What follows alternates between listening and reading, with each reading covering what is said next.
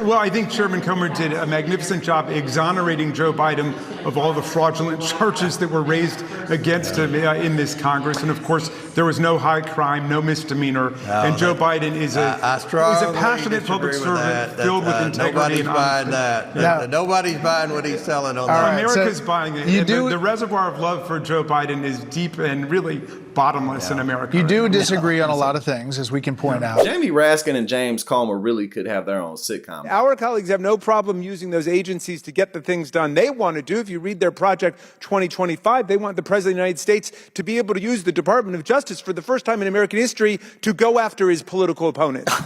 And to well, if you disagree with that, then I'm delighted to hear it, Mr. Chairman. Which Department of Justice going after political opponents? The Merrick Garland Department of Justice or the let's see. Department? There's a case right now against the Democratic senator from New Jersey, Mr. Menendez. There's a case right now against a Democratic congressman from Texas. I see a pattern with Democrats. And well, wait a second.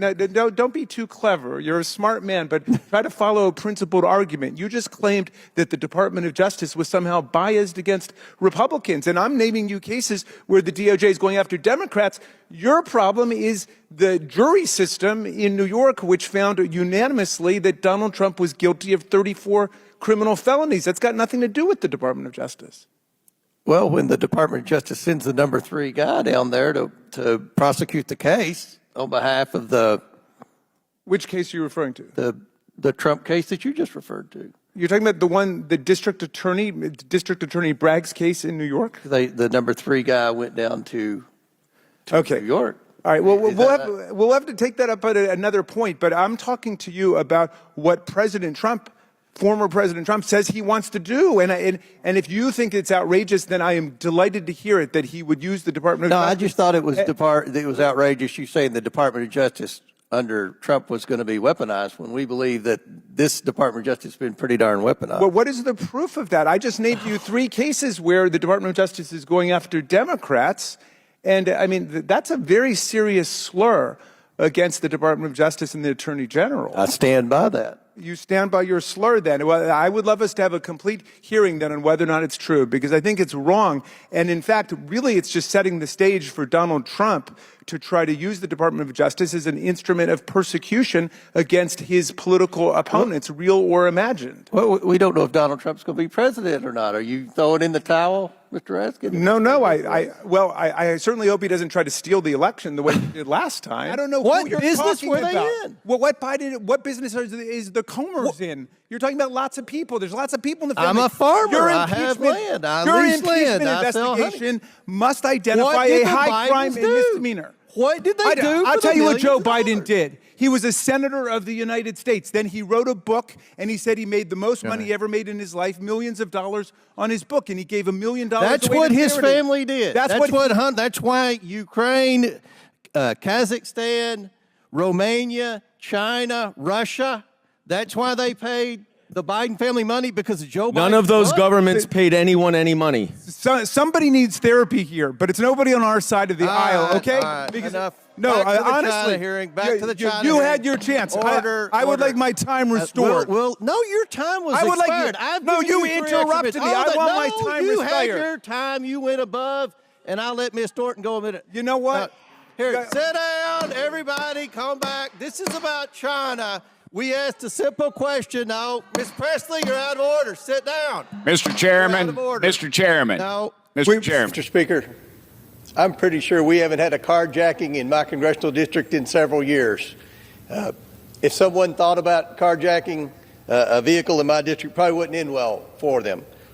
If you Google carjacking in Kentucky, what will come up is just a few months ago, 2 people were carjacked in different incidents at gunpoint in Louisville, which I think is in the state of Kentucky. And since we're talking about state laws, that's what should be relevant. So carjacking is obviously a problem across the country. Another point that I need to make, and I want to thank Mr. Connolly for his indulgence here, our good friend, the gentlelady from Georgia, referred to the murder of Ashley Babbitt. Well, the Department of Justice, the United States Attorney, and the U.S. Capitol Police Inspector General all rejected the idea that there was any Point murder. of order, Mr. Chairman. Or inquiry. There's no such thing. There's never been a court hearing. Mr. Chairman, we agreed. Michael Byrd was hold never on. charged. Reclaiming order here.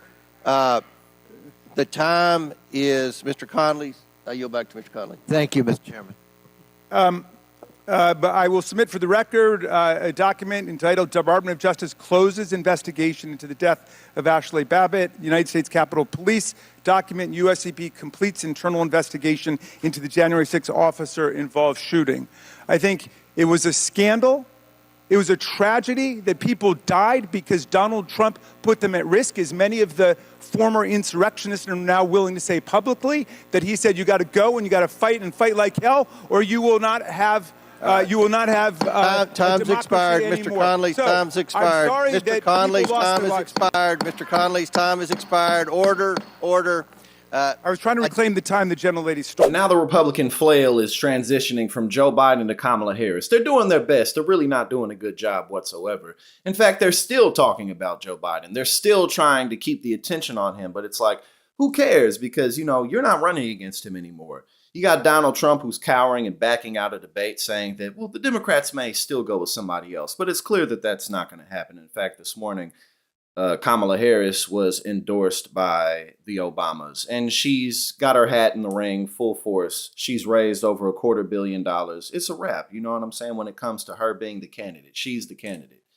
And all the Republicans have is the DEI attacks. Oh, she's not really supposed to be there. She didn't earn her place. You got Donald Trump going around the country saying that Kamala Harris couldn't pass her bar exam, even though she was the Attorney General of California. I don't really know how those two things equate. Perhaps nobody checked her resume, but this is where we're at.